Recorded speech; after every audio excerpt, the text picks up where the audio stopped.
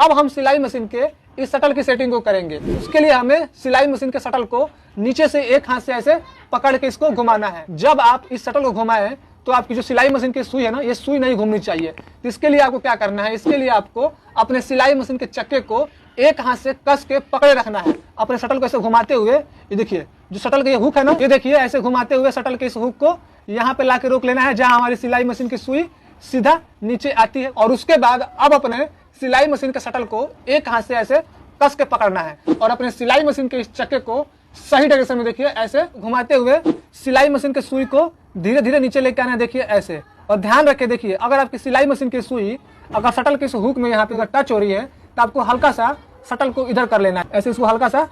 फिर दोबारा अपने सिलाई मशीन के शटल को एक हाथ से ऐसे पकड़ के रोके रहना है और अपने सिलाई मशीन के सुई को धीरे धीरे नीचे लेके जाना है, ऐसे देखिए। और ध्यान रखें, आपको अपनी सिलाई मशीन के चक्के को घुमाते रहना है। और जब आपकी सिलाई मशीन की सुई शटल के अंदर से जब ऊपर आने लगेगी तो आपको यहाँ पर रोक लेना है, देखिए ऐसे। कब रोकना है, देखिए ध्यान से। जो आपकी सिलाई मशीन की सुई है ना, जब सुई का होल आपके शटल के इस हुक से एक सूत नीचे रहेगा, उसी समय आपको अपने सिलाई मशीन के सुई को रोक लेना है। रोकने के बाद आपको यहाँ पे दो चीज चेक करना है।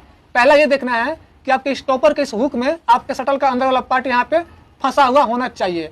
और दूसरा चीज आपको ये देखना है कि जो आपके शटल का ये हुक है ना, ये हुक आपकी सिलाई मशीन की सुई में टच नहीं होनी चाहिए और ना ही इन दोनों के बीच में ज्यादा गैप होना चाहिए। इन दोनों के बीच में बिल्कुल हवा भर जितना बाल होता है ना, उतना ही गैप होना चाहिए, उससे ज्यादा गैप नहीं होना चाहिए। इस चीज का खास करके ध्यान रखें। जब इतने पे सेट हो जाए ना, तब जाके अपने सिलाई मशीन के शटल के एक पेच को आप अच्छी तरह से टाइट करने के बाद अपने सिलाई मशीन को धीरे धीरे घुमाते हुए चेक कर लेना है कि जो आपकी सिलाई मशीन की सुई है, ये सुई आपके शटल के इस होल के अंदर जाते समय यहाँ पे आपकी सिलाई मशीन की सुई इस होल के किसी भी साइड में टच नहीं होनी चाहिए। और उसके बाद आपको ये देख लेना है कि आपके शटल का देखिए ये वाला पार्ट इस स्टॉपर के इस हुक में फंसा हुआ होना चाहिए। और उसके बाद ये देखना है कि जो आपकी सिलाई मशीन के शटल का ये हुक है, ये हुक आपके सिलाई मशीन के सुई में टच नहीं होनी चाहिए और ना ही इन दोनों के बीच में गैप होना चाहिए। इन दोनों के बीच में बिल्कुल हवा भर जितना बाल होता है ना, उतना ही गैप होना चाहिए, उससे ज्यादा गैप नहीं होना चाहिए। जब आपकी सिलाई मशीन की सुई और शटल का ये हुक जब दोनों आमने सामने एक बराबर होते हैं, तब ये सारा कुछ आपको चेक करने के बाद जब सही हो जाएगा सारा कुछ,